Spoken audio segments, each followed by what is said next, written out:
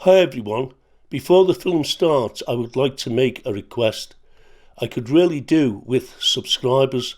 The more subscribers I get, the more people will see this channel.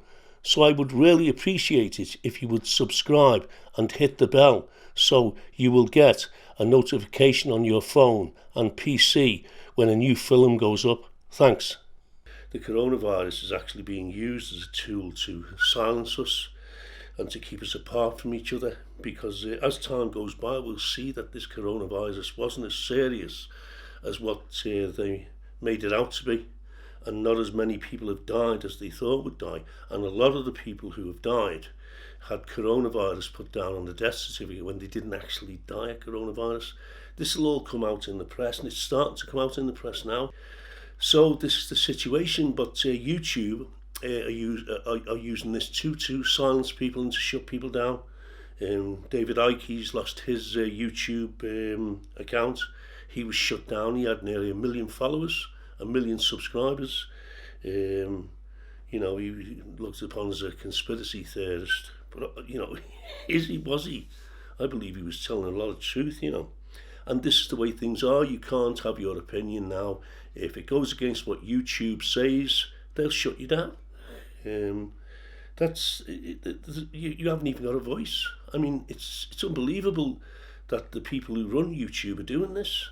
They obviously don't have any understanding of a free world when they're censoring people for having their opinions. If it goes against what YouTube thinks, and this is what is happening. Tucker Carlson speaks about it, on Fox News. Good evening and welcome to Tucker Carlson Tonight. Last night on this show, we played you a clip from a nearly hour-long video produced by two physicians in California, Drs. Dan Erickson and Artin Masihi. Likely many of you had already seen it. That video has had more than 5 million views on YouTube. In their presentation, the two doctors presented a flurry of data pointing to what we are currently learning about this virus and how it spreads. They recited pages of government statistics and then interpreted them in light of their own long clinical experience as doctors. At one point, they noted that the newly adjusted death rate in their state of California, which is much lower than anyone expected it to be, and they asked if government officials there should change their policies based on this new science. Watch.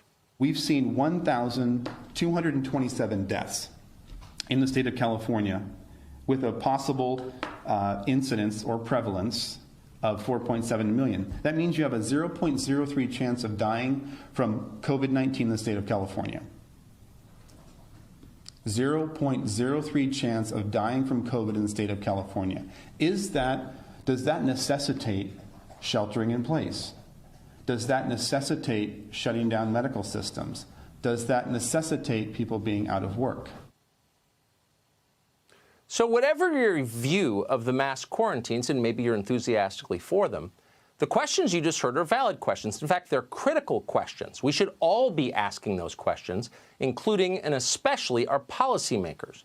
But as Dr. Erickson pointed out later in the video, dissent of any kind is no longer tolerated in this country. Fact-based honesty, which is the soul of science, is under attack, even in hospitals. Dr. Erickson described physicians being pressured to classify illnesses and deaths as related to coronavirus, whether they believe that to be true or not. We aren't pressured to test for flu, but ER doctors now, my friends that I talk to say, it's interesting, when I'm writing up my death report, I'm being pressured to add COVID. Why is that? Why are we being pressured to add COVID to maybe increase the numbers and make it look a little bit worse than it is? I think so. So what you just heard, what Dr. Erickson described, is called lying. And lying has no place in science ever. It's scary to think it takes place on a large scale in hospitals. He says it does. Viewers of Erickson's video were shocked and transfixed by this. They forwarded the video to friends who forwarded it on to their friends. And suddenly, millions of people who have spent the last 6 weeks on a diet of Tiger King and internet memes were watching sober-minded medical researchers reading from charts of statistics. It's hard to recall a science video taking off like this one did. Not everyone was impressed by it. Some criticized the doctor's policy conclusions, and of course that's fair. Decent people have different opinions. We're not entirely certain what the perfect response to this pandemic is. Nobody is certain. There's no objective answer at the moment. At best, we can plod along with open minds and good faith. More informed debate is exactly what we need to make wise decisions going forward. Unfortunately for all of us, informed debate is exactly what the authorities don't want. They want unquestioned obedience, so they're cracking down on free expression. Last night, the doctor's video, the one you just saw, was pulled off of YouTube, the largest video hosting site in the world. It wasn't an accident. YouTube admitted doing it. The company cited a violation of, quote, community guidelines, and they did not apologize. Looking back, when all of this is finally over, and it will be, it's likely that we'll see this moment, what YouTube just did, as a turning point in the way we live in this country, a sharp break with 250 years of law and custom. The two doctors' video was produced by a local television channel in California. It was, in effect, a mainstream news story. The video was not pornographic. It didn't violate copyright or incite violence or commit libel. It didn't break any law. The only justification for taking it down was that the two physicians on screen had reached different conclusions from the people currently in charge. It was a form of dissent from orthodoxy. YouTube and its parent company Google have now officially banned dissent. The CEO of YouTube admitted that openly. But then we also talk about removing information that is problematic. You know, of course, anything that is medically unsubstantiated. So people saying like, take vitamin C, take turmeric, like those all will cure you. Those are the examples of things that would be a violation of our policy. Anything that would go against World Health Organization recommendations would be a violation of our policy. And so remove is another really important part of our policy. So you're not just putting the truth next to the lie, you're taking the lie down. That's a pretty aggressive approach. We're removing, quote, anything that would go against World Health Organization recommendations. It'll now be taken off the internet. Consider that for a minute. As a matter just of science, it's ludicrous. Like everyone else involved in global pandemic policy, the WHO has often been wrong in its recommendations. A lot of people have. In mid-January, WHO told us that coronavirus could not spread from person to person. In March, they told us that face masks didn't work. Those were lies, and they were welcome on Google's platforms. Doctors who are actually treating patients with the virus, meanwhile, have just been banned. So no, this is not about science. Censorship never is about science. It's about power. It's unbelievable what's happening. They're using the coronavirus as a tool to silence us. Big tech companies like YouTube, Facebook and Twitter are silencing us through the coronavirus, shutting people down. Soon, the only reason you'll have to go on to, soon, the criteria what you'll need to go on to Facebook and YouTube and Twitter will be happy smiley faces sort of thing. You won't be able to speak about serious issues anymore and get your point across because they won't let you, because these tech companies are working in collusion with the governments in Europe and in this country, in the United Kingdom, as they silence people. And as you know, Google and YouTube's European offices are in Dublin, and if you go to Dublin, they've got about 800 or 900 people working in their offices, huge buildings down in the Dublin seafront there. And if you look at the staff in there, most of them aren't Irish working there. Most of them are immigrants that work in there. It's unbelievable what's happening, And this is what YouTube are doing. It's a dystopian society. We're starting slowly to move into a dystopian society, which we can't speak about or we'll be silenced. It's now we're no better than China. I mean, China oppresses and silences its people. It also tries to control YouTube continuously. And this is what's happening. We're now starting to become like China, a totalitarian country where freedom of speech is completely frowned upon. And the worst thing is though, the way these tech companies and the way these people spin a narrative which they spin a narrative which makes it look right, sounds like what they're doing is right. it's a very carefully deceptive narrative. They make it sound like what they're doing is right, and it isn't right. You know, it goes against everything that a democratic society stands for. And a famous bloke said, you know, I may not like what you say, but I will defend to the death your right to say it. So we've got, you know, we've got these big tech companies trying to silence us, and we've got idiot people who watch them, who agree with them, who haven't got a clue, who've never researched anything and don't know anything about politics or anything, you know, which I find rather perverse, you know. But we as a nation have got to wake up to what's happening, you know. I mean, the coronavirus is the first stage, I think, of what's happening. There's a freight train coming down the line. There's a freight train coming down the line, right behind it, you know. And that, you know, they're going to use it to silence people. They're going to use it to stop demonstrations. They're going to use it to do all sorts of different things. You've got this billionaire, Bill Gates, and others, and the Gates Foundation, and other billionaires, George Soros and others, and what they're doing is they're developing a sort of vaccine at the moment, or Bill Gates is involved in it with the World Health Organization, and they're inventing a vaccine.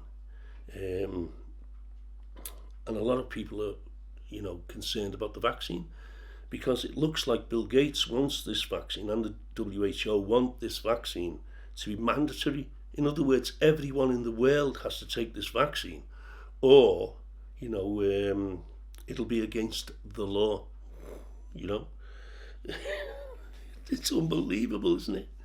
You know, some conspiracy theorists believe, and I think David Icke was one of them, believed that this vaccine, could contain nanotechnology which could be controlled by these 5G masts. I mean, that's an opinion, but you have to be careful even speaking about that now, because YouTube can censor your video just for saying that.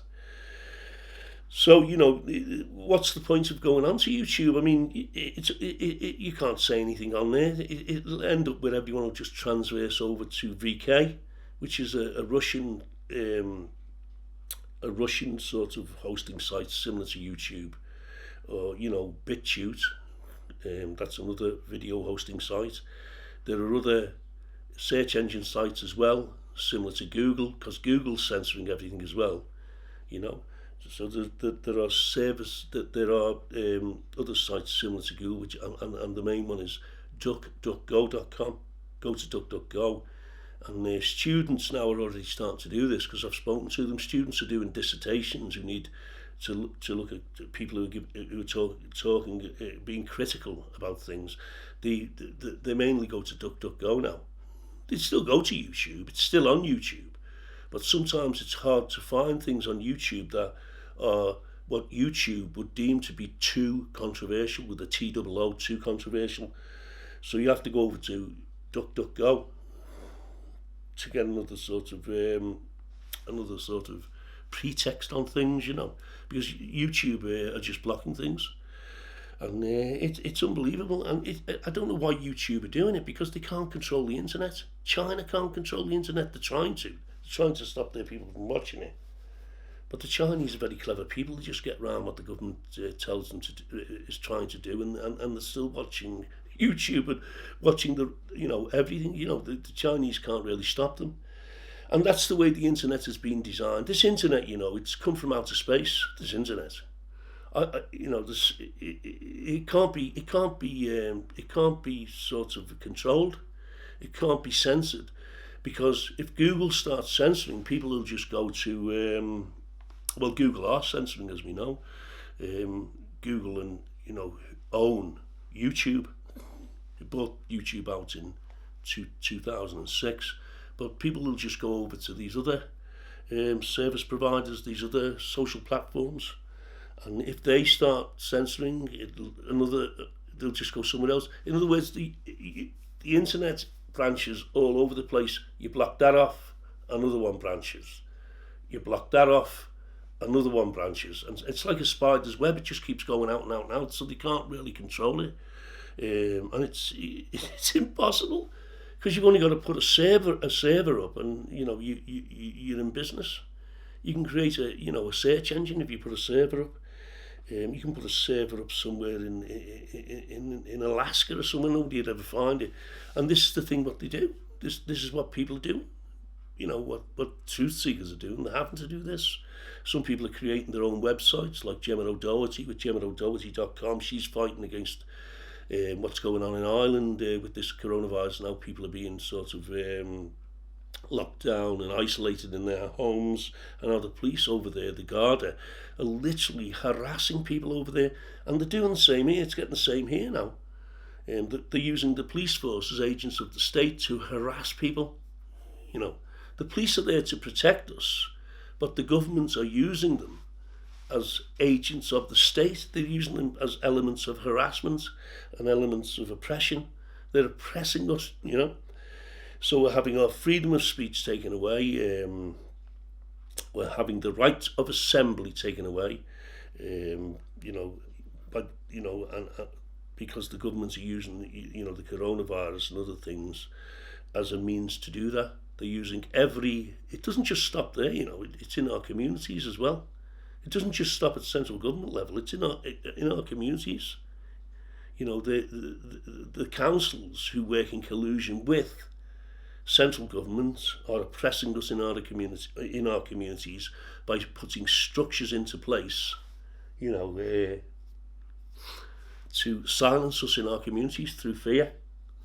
Through fear, the police force are involved in this. The housing associations are involved in this. And I've said this before on other videos on this channel, so I don't want to keep repeating myself all the time. But fear is the main agent, what they're using. And, I think it's a fact. In my opinion, it's a fact. Leaders at central government level have psychopathic and narcissistic tendencies. The globalists, there's 2,215 billionaires on the planet, and there's a bunch of them at the top, 30 or 40 of them. But most billionaires have narcissistic tendencies or are psychopaths, because you've got to be like that to reach that position. So you've got these globalists at the top who are controlling the governments of the world. Bill Gates and George Soros being two of them, but there's more than them. And they're all in collusion with each other. You've got them controlling the world and dictating what should happen. You've got them talking about depopulation of the world, depopulating the world because there's too many people on the world. So in the world, 7.6 billion. But they can't understand these people because these people are Luciferian. They can't understand that God won't let this happen. They can't understand that, that the force that they're fighting against is far greater than them. It's far greater than them. They're obviously Luciferian and demonic, but what they're trying to do, they care nothing about the people. We're just their lobby foddy. We're just looked upon as cattle to them. You know what I mean? These people think they're masters of the universe. And this is the situation that we're in, and our politicians, and there's only 25 ministers sat on the Tory cabinet, as you know. And they're all globalists, they're all into stocks and shares, especially the Tories. And Labour are, a lot of Labour Party MPs. And they're into stocks and shares, so they support the globalists. It's unbelievable. These are rich people, unbelievable. And the rest of us are just resigned to a life of misery, misery and poverty. That's what the rest of us are resigned to, compared to this handful of people, and that's all it is. And remember this: a handful of people are perpetrating this upon us. A handful of people are dictating how 7.6 million people should live. 7.6 billion, people should live. It's 66 million in the UK, but it's 7.6 billion on the planet. And we need to look at these things, seriously, and debate these issues and look at them in more depth, But we must face up to the fact that we're being ruled by psychopaths and narcissists who are all working in collusion with each other. They're brainwashing our children at school. not to want to change things and not to indulge in critical dialogue. They're brainwashing our children to adapt to that which is the state is imposing upon them, so that when they grow into adulthood they become compliant citizens. Like the teachers who taught them, they also become indoctrinated. So we have to try to set them free, but we've got people like Google shutting us down. Truth seekers and people who try to speak the truth are being shut down and demonized by the media and by these tech companies. But anyway, things are pretty grim at the moment, and it can only get worse from now. So we need to face up to the fact. Well, I believe it's the fact anyway, that the media is totally corrupt. The tech companies in Silicon Valley are totally corrupt, and they want to silence us, and that's the way. It's no liberation. We have to liberate ourselves from these people, so we have to develop a dialogue to try to counteract their dialogue, because they're making excuses that what they are doing, is right. So they're developing narratives that turns that which isn't real, into reality, and the sheeple, which are the sheeple, tend to believe everything they read in the newspapers and what they see on the TV. But we need to ask questions. But anyway, thanks.